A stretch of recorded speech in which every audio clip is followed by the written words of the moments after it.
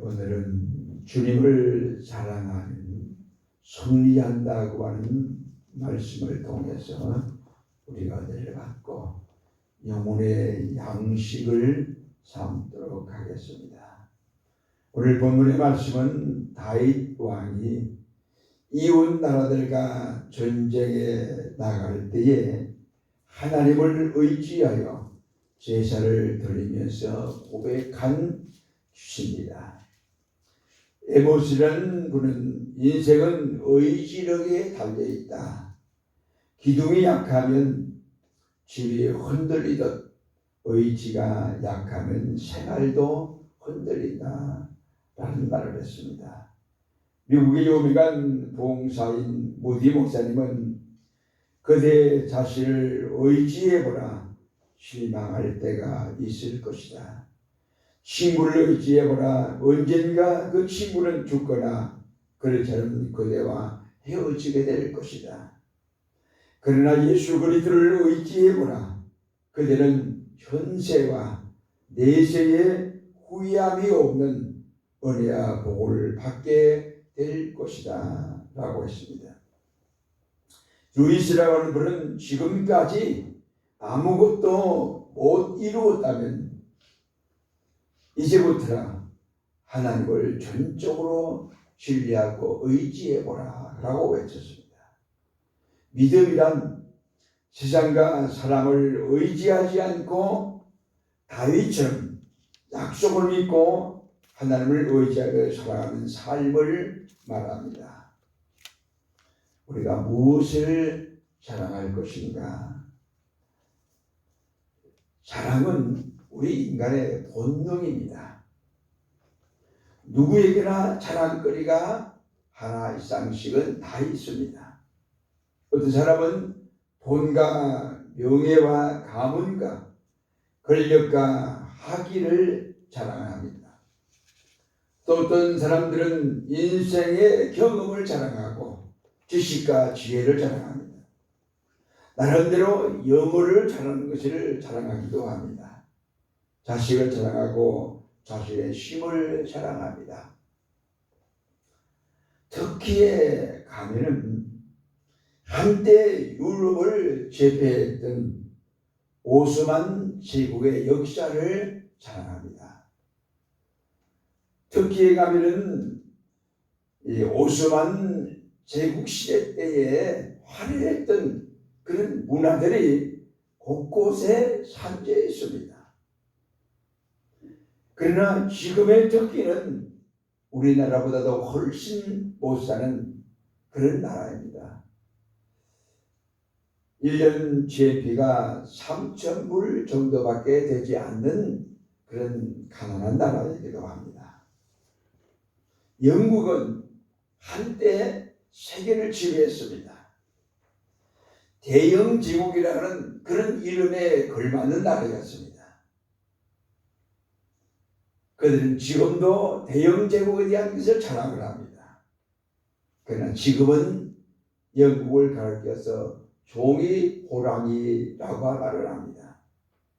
사도 바울은 예수를 만나기 전 자신이 이스라엘 사람이고 베냐민 지파이고 히브리인 중에 히브리인이고 율법으로는 바리새인인 것을 자랑을 했습니다. 그러나 사도 바울은 예수 그리스도를 만난 후에 십자가에 못 박혀 돌아가신 예수 그리스도만 자랑했다고 갈라디아서 6장 14절에 철저하게 고백을 했습니다. 바울은 예전에 자기의 자랑으로 삼았던 모든 것들을 다 잊어버리기를 원했습니다. 그리고 그런 것들을 하나의 배설물처럼 여겼다고 했습니다. 그럼으로써 바울은 예수 그리스도를 얻기를 간절히 소원하고 소망했습니다. 예수 그리스도만이 능력이시고 예수 그리스도만이 모든 자랑의 원천이기 때문이라고 고백을 합니다. 여러분, 여러분의 자랑은 뭡니까? 여러분도 사도 바울처럼 예수 그리스도의 십자가를 정말 거침없이 자랑하고 있습니까? 여러분이 섬기는 교회가 자랑스럽습니까? 나의 자랑은 무엇인가를 한번 생각해 보시기 바랍니다. 본문 7절에 보면은 혹은 병거 혹은 말을 의지하나 우리는 여호와 우리 하나님의 이름을 자랑하려다 라고 다윗은 고백을 합니다. 재개발 아파트 분양비로 인해서 그 은행 대출금의 이자를 갚기 위해서 같은 부대에 근무했던 전역 사병을 납치해서 금품을 돈을 빼앗고 몸값 3억 원을 요구한 현역 국군 기무사령부 상사가 경찰에 붙잡혔어요. 서울 송파경찰서는 18일 휴가 중 같은 부대에 근무했던 부하를 납치한 국군 기무사 소속 고모 상사는 특수 강도 및 납치 혐의로 붙잡아서 군수 기관에다가 넘겼습니다. 경찰 수사에 따르면 이 고 상사라는 분은 17일 오전 3시 40분경에 충남에 조치원에 있는 K대학교 교정에서 수업을 마치고 나오는 박모 씨, 그에게 접근해서 학생 신분의 간첩을 찾고 있으니까 좀 도와달라. 같은 부대에 근무했던 사람이니까 그렇게 요구를 했습니다. 순수히 따라가서 승용차에 태웠습니다. 그리고 흉기로 위협을 해서 양손을 묶어버리고 수표 등 31만 원을 빼앗은 뒤 차 뒤 트렁크에 태워서 서울 시내를 여러 곳 돌아다니면서 그러다가 그 박 씨의 어머니 김모 씨에게 전화를 걸었습니다. 아들을 내가 잡고 있는데 3억 원을 내놔라 라고 3억 원을 요구를 했습니다. 경찰 수사에 따르면 지난 2월 박 씨가 전역하기 전까지 같은 부대에서 근무한 이 고 상사라는 분은 평소 같이 군생활을 했던 이 박 씨가 집에 돈이 많다고 늘 자랑을 했어요. 자기 집에 연금이 많다고. 그래서 그걸 생각하고 범행 동기로 삼아서 그를 감금하고 또 그를 금품을 빼앗은 겁니다. 평소에 자랑했던 그 자랑이 바로 자기를 납치당하게 하는 하나의 조건이 되고 만 거예요. 자랑을 잘못하면 이렇게 납치도 당하고 위기도 당하면서 때로는 자랑 때문에 일이 잘못될 수 있다라는 것을 알아야 한다고 하는 교훈을 준 한 사건입니다. 오늘 본문에 주님을 자랑하면 승리하도록 도와준다는 약속이 있습니다. 오늘 본문 시편 120편은 다윗 왕이 쓴 시입니다. 다윗 왕은 이웃 나라의 전쟁을 앞에 두고 성령의 계시를 받아 기록한 전쟁 출정 시입니다. 전쟁하러 나가면서 읊었던 시가 바로 이 시편 20편입니다. 이스라엘 백성들과 군인들이 왕이 받은 하나님의 말씀을 낭독하면서 주님의 도움을 요청하면서 전쟁에 나갑니다. 다윗 왕이 환난을 당할 때 하나님의 도움을 간구했듯이 하나님의 도움으로 환난을 극복하게 되었고 결국 전쟁에서도 승리하게 되었습니다. 2절에 나오는 이 성소라는 말이 있습니다. 이 성소는 당시 언약궤가 앉혀있는 시온산의 상막을 가리키면서 이곳에서 하나님 이스라엘 백성들을 도우셨다라는 고백입니다. 이스라엘 백성들은 마음의 소원과 전쟁의 계획대로 승리의 깃발을 세울 수 있기를 기도했습니다. 결국 하나님께서는 선택하여 기름 부어 세운 자를 구원하시고 하늘의 그 직접적인 역사로 도우셔서 전쟁의 승리를 주시는 분이 바로 하나님이시다라는 이야기입니다.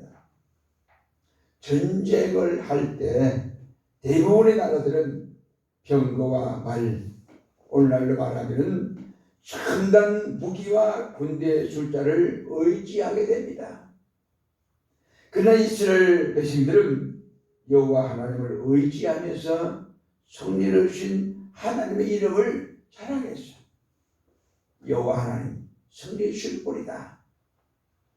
무기와 군대만 의지한 나라들은 여지없이 이스라엘 앞에 피했습니다. 그러나 하나님을 의지하고 자랑한 나라는 승리하게 되었습니다. 이북은 계속해서 전쟁 준비를 합니다. 핵무기를 준비하고 미사일을 준비합니다. 이게 국제사회에서 유엔에서 못하게 금지된 겁니다. 얼마 전에 며칠 전에도 또 미사일을 쐈어요. 열차에 싣고 가면서 또 미사일을 쐈어요. 이게 유엔 그 제재 대상이라고 합니다. 계속 전쟁 준비를 해요. 그러나 하나님이 함께 하시는, 저들이 아무리 그 최첨단 무기를 준비를 해도 하나님을 당할 수는 없다는 이야기입니다. 우리 걱정할 필요가 없다는 이야기입니다. 시편 115편 9절에 보면 이스라엘아 여호와를 의지하라. 그는 너희의 도움이시요 너희의 방패시로다라고 했습니다. 예레미야 9장 23절에 지혜로운 자는 지혜를 자랑하지 말고 용서는 용맹을 자랑하지 말라. 부자는 부함을 자랑하지 말라라고 경고했습니다. 그리고 24절에 보면 자랑하는 자는 이것으로 자랑할지니 영출하여 나를 아는 것과 나 여호와는 사랑과 정의와 공의를 땅에 행하는 자인 줄 깨달은 것이라. 나는 이 일을 기뻐하노라 여호와의 말씀이니라 라고 했습니다. 여러분 우리들도 성경 말씀에 나오는 대로 주님을 자랑합시다. 하나님을 자랑하면 하나님이 기뻐하시면서 우리의 간구함과 우리의 간절한 마음의 소원을 하나님이 분명히 이루어 주십니다. 우리에게 버릴 것이 있습니다. 따라하시겠습니다. 환난 날에 어려움이 닥쳐와도 세상을 의지하지 말자. 이스라엘 백성들이 환난이 났을 때 세상을 의지하다가 환난의 고통으로 큰 실패를 당하는 때가 많았습니다. 한 그 변호사가 개업을 했어요. 개업하는 첫날 아침에 있었던 하나의 이야기입니다. 아침에 한 사람이 이제 개업한 변호사의 사무실에 들어오는 듯 했어요. 그래서 이 젊은 변호사는 그 첫 손님에게 자기 사무실에 손님이 많다는 것을 보여주려고 전화기를 들었어요. 전화기를 들고 이렇게 크게 이야기를 나누는, 예, 회장님 그런 문제는 저에게 맡겨주십시오. 예, 요즘 바쁩니다. 방문도 많고 손님들이 많았어요. 라고 했습니다. 한바탕 이 젊은 변호사가 떠들고 난 후에 문을 열고 들어오는 그 분에게 정중하게 인사했습니다. 무슨 사건으로 오셨습니까? 라고 물었어요. 그랬더니 그분이 하는 이야기가 전화국에서 전화선 연결하라고 왔습니다. 근데 전화선이 이어지지도 않았는데 그렇게 통화가 잘 되는군요. 그랬어요. 무슨 이야기예요? 자기 사무실이 손님이 많다는 걸 자랑하려고 그렇게 떠드는 거예요. 전화선 연결도 안 됐는데. 이만큼 사람들은 자기를 자랑하고 싶어하고 나타내려고 합니다. 우리들도 감당하기 어려운 환난이 닥쳐올 때 세상에 의지하지 않고 오직 하나님의 말씀만 의지하고 하나님을 자랑하시기 바랍니다. 우리에게 취할 것, 버리지 말아야 할 것이 있습니다. 따라하시겠습니다. 환난 날에 마음을 다하여 주님을 자랑하자. 다윗과 이스라엘 백성들은 전쟁을 앞두고 다른 준비 안 했어요. 하나님께 제사를 예배를 드렸어요. 그리고 하나님의 이름을 자랑을 했어요. 찬양했어요. 시를 넓혔어요. 그랬더니 그들에게 승리를 하나님이 안겨주신 겁니다. 좀 몇 년 된 그런 이야기입니다만은 우리나라 그 테너 가수로서 그 아주 장래가 아주 촉망되는 분이 한 분 있었어요. 배재철 집사라는 분인데 이분이 유럽에서 오페라 가수로 활동하던 성악계 아주 기대주였습니다. 신문에도 많이 방송이 되고 나오고 방송에도 많이 나오고 보도된 적도 많았습니다. 독일 타르란트 주립극장의 주역 가수로 발탁된 2005년도입니다. 주역 가수로 발탁된 2005년도에 비극이 찾아온 거예요. 갑상선 암이 발견된 겁니다. 그 청구를 받았어요. 그리고 갑상선 적출 수술을 받았는데 암세포가 너무 넓게 퍼져 있어서 결국 성대 신경까지 잘라내야 했어요. 여러분, 성악가는 성대가 생명이잖아요. 모든 것이 무너져 내린 거예요. 쉽게 말하면 목소리를 낼 수 없는, 목소리를 잃어버린 거예요. 식구들과 그를 아는 사람들이 또 아끼는 사람들이 걱정, 관심이 너무 컸어요. 어떻게 하느냐고. 그런데 이 베이철 집사는 걱정하지 않고 염려하지 하나님께 기도하면서 하나님께 간구했습니다. 그리고 그 수술을 하는 과정에서 그동안 믿음의 생활을 제대로 못했어요. 신앙이 떨어졌어요. 떨어졌던 신앙이 회복되는 체험을 한 거예요.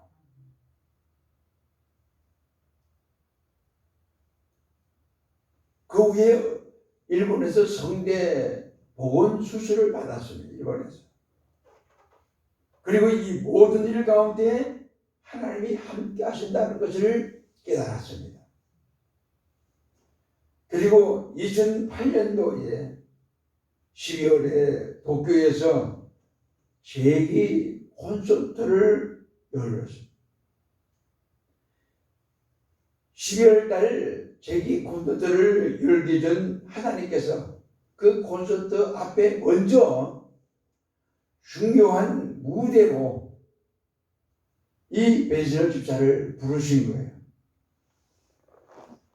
그게 뭔가 하면 전도 목적으로 복음을 전파하기 위한 목적으로 열린 요코하마 러브 소나타였습니다. 집회였어요. 그 집회에 찬양을 해달라고 초청을 한 거예요.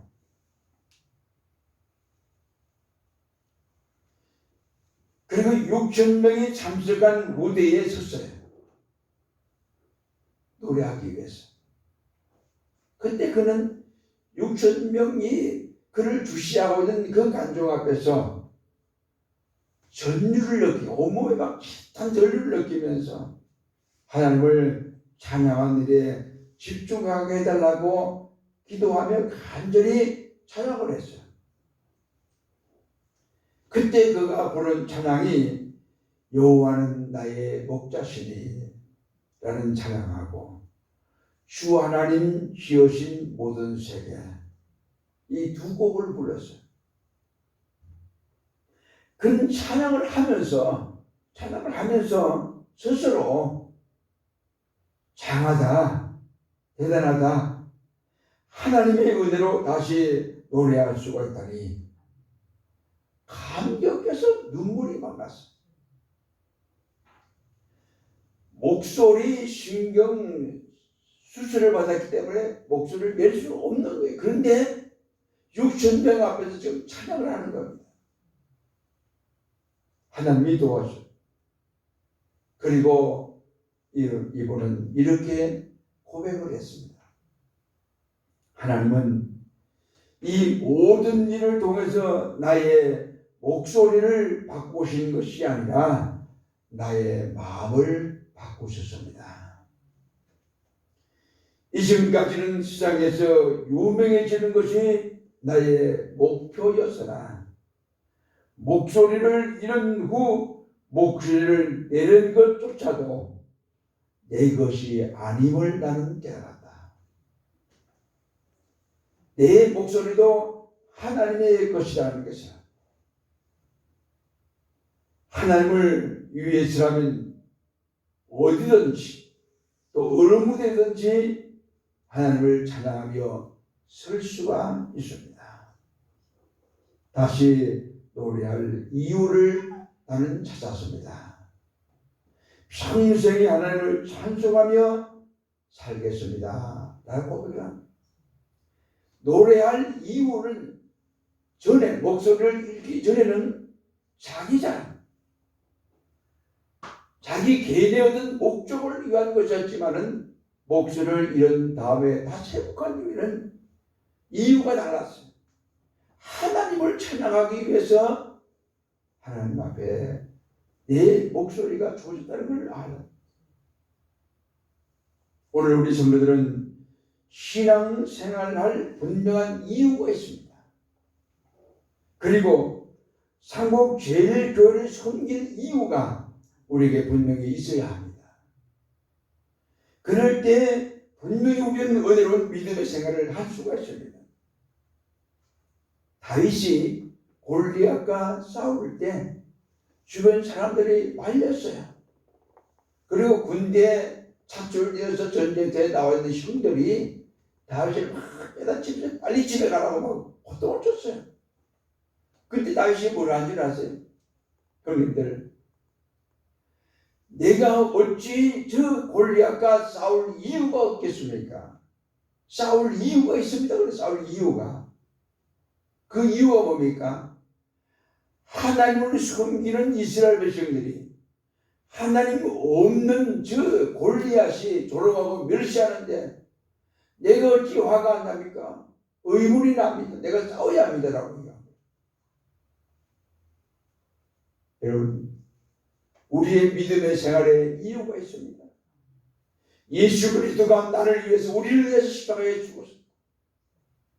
나의 생명을 주님이 담당해 주셨습니다. 주님을 믿고 의지하고 주님을 자랑해야 할 이유가 다분히 있습니다. 그 이유를 여러분 깨달으시기 바랍니다. 우리 한번 따라하시죠. 나는 신앙생활을 할 이유가 분명히 있다. 여러분, 이 이유가 확실한 사람은 겁이 안 나요. 다윗이 골리앗과 싸울 이유가 있기 때문에 골리앗이 겁이 안 났어요. 두려워하지 않았어요. 담대했어요. 용기가 났어요. 결국 그 이유 때문에 골리앗을 물리치고 이기고 승리한 거예요. 여러분, 신앙생활을 이유가 분명하면 신앙생활에 승리가 옵니다. 근데 신앙생활을 심리하고 이유가 분명치 않으면 믿음의 생활을 제대로 못해요. 안 됩니다. 상복제일 재단에서 여러분들은 신앙생활을 지금까지 해왔어요. 상복제단을 하나님이 섬기라고 주셨어요. 분명히 상복제단을 섬기할 이유가 있습니다. 그 이유를 깨달으시기 바랍니다. 그 이유를 깨달으면 우리는 상복제단을 위해서 내가 할 수 있는 최선의 일을 다합니다. 그런 사람을 통해서 하나님이 다윗에게 승리를 주시고 우리에게 승리를 주시고 하나님의 은혜와 축복을 주십니다. 어중중하면은 하나님이 함께 하지 않아요. 하나님의 손을 확실하게 붙잡아야 됩니다. 다윗이 이유가 분명했어요. 그런데 사울 왕과 그리고 사울의 군인들 그리고 전쟁에 보내받았던 다윗의 형들 세 사람들은 이유가 없어요. 골리앗과 싸울 이유가 없어요. 그러니까 돌이켜서 도망가고 그리고 벌벌 떨고 있었죠. 기도할 이유가 있어야 되고 예배드릴 이유가 있어야 되고 섬기고 봉사해야 할 이유가 있고 헌금해야 할 이유가 있어야 되고 이유가 분명하면 그 이유에 따라서 실천하고 삶을 살면 하나님이 그 이유에 따라 하나님을 자랑하면서 사는 사람들을 분명히 축복하시고 은혜 주시고 함께 하시고 승리하도록 역사하실 줄로 믿습니다. 기도하겠습니다.